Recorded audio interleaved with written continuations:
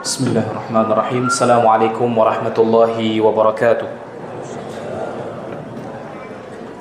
Alhamdulillahi rabbil alamin, wassalatu wassalamu ala asyrafil anbiya'i wal mursalin wa ala alihi wa ashabihi ajma'in.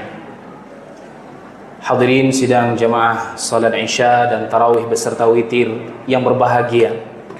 Alhamdulillah telah datang bulan Ramadan sebagai bulan penuh ampunan, bulan yang Allah Subhanahu wa ta'ala berikan begitu banyak nikmat bagi kita. Namun jemaah sekalian, kita kenal bulan ini adalah dengan bulan Al-Quran.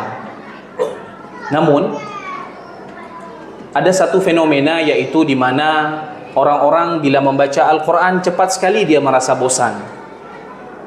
Sebentar saja. Berbeda ceritanya bila dia dihadapkan dengan Quran. Dia mampu baca dalam masa 1 jam. Beda bila dia bertemu dengan HP untuk bermain game. Bahkan ada yang rela bangun tengah malam, menonton bola 2 jam lebih, menyiapkan snack, menyiapkan minuman untuk menikmati acara sepak bola di malam hari, bukan untuk Al-Quran. Maka hadirin jemaah sekalian, inilah introspeksi kita selama bulan Ramadan. Apa yang telah kita perbuat untuk bulan Ramadan ini dengan Al-Quran? Kalau tadi kita temukan ada masalah diri kita dengan Al-Quran, maka perlu kita cepat cari masalah tersebut apa. Bila ada sebuah problem, segera diselesaikan problem tersebut. Maka problem dengan Al-Quran, ada penyakit nih berarti. Kalau kita nggak enak baca Quran, berarti ada penyakit. Di mana letak penyakitnya itu? Penyakitnya itu semua ada di dalam hati setiap manusia. Sebab sebagaimana yang telah dijelaskan beberapa waktu dahulu, bahwa Quran itu adalah justru sebuah hidangan yang mantap dan lezat bagi hati kita. Kenapa kita tidak menikmatinya? Kenapa begitu kita baca, cepat sekali kita merasa bosan? Nah, justru segera kita cari apa yang ada di dalam hati kita ini berupa masalah. Jangan kita biarkan larut-larut. Maka jemaah sekalian, Al-Quran ini bila ditaruh di atas hati kita, di dalam hati kita, itu laksana sebuah bibit unggul ditaruh di atas tanah yang subur. Kalau bibit itu unggul, mau tidak unggul, dia ditaruh di atas tanah subur, maka tentu bibit itu akan tumbuh. Sebab kenapa? Sebab karena dasarnya itu sudah sehat, tanahnya itu subur. Lah kalau hatinya itu sakit, umpamakan adalah seperti tanah yang tandus. Bibit unggul dari manapun datang, mau dari Eropa ataupun Timur Tengah, tetap saja dia tidak akan tumbuh. Kenapa masalahnya? Hatinya tandus, hatinya sakit. Mana lezat orang sakit kalau dia makan makanan yang lezat? Sariawan itu penyakit yang bisa mengganggu kelezatan makanan seseorang. Yang dulunya dia suka makan pedas, tiba-tiba datang sariawan, makanan pedas itu nggak menjadi nikmat bagi dirinya. Kenapa? Karena ada masalah, ada sakit. Lalu begitu juga, begitu dia baca Quran nggak nikmat, justru dia harus curiga nih, di dalam hatinya sepertinya ada masalah, ada sakit, ada penyakit. Dalam kajian malam Ahad juga pernah kita sampaikan di sini bahwasanya orang terlalu peduli dengan penyakit badan daripada penyakit hati. Penyakit badan segera dicari obatnya di apotik, nggak dapat di apotik dia cari ke rumah sakit, nggak dapat di Medan dia pergi ke KL atau Penang, cepat-cepat. Tapi begitu hatinya sakit, ada masalah, dia tinggalkan tuh, seakan-akan dia tidak terjadi apa-apa. Padahal itu bahaya. Hati bila dia ditinggalkan seperti itu saja dalam keadaan sakit, maka hati itu akan menjadi mati. Seperti tanah tadi yang kita umpamakan. Lalu bagaimana, di mana dalil yang didapatkan bahwasanya hati itu akan senantiasa hidup? Bila dengan Al-Quran, surah Qaf ayat 37. Innahu ladzikra liman kana lahu qalbun au alqas sam'a wa huwa syahid. Sesungguhnya kami turunkan Al-Quran ini kepada hati mereka. Liman kana lahu qalbun, bagi siapa saja yang punya hati. Loh, berarti kalau nggak baca Quran dia berarti nggak punya hati.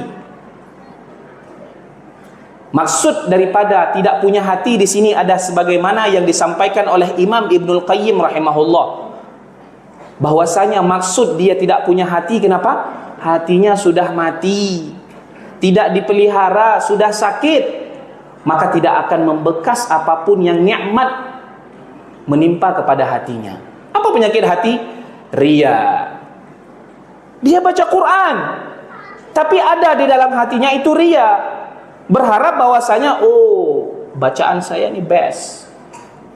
Dia tidak harap lain selainkan bacaan Qurannya itu bagus, dilihat oleh orang. Atau dia ingin dilihat oleh karena ada sesuatu hal. Karena mungkin sedang ada pemilihan jabatan, makanya baca Qurannya bagus. Bila tidak ada, tidak bagus baca Qurannya. Maka itu adalah semua bagian dari penyakit-penyakit hati yang lantas mesti dimusnahkan.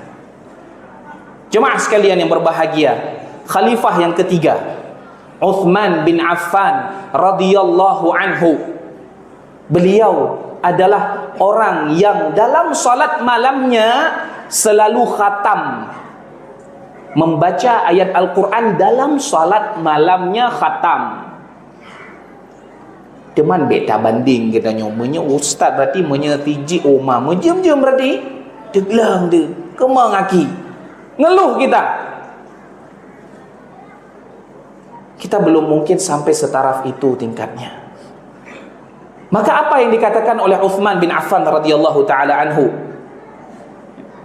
"Lau tahurat qulubuna ma syabi'at, lau tahurat qulubuna ma syabi'at min kalami rabbina."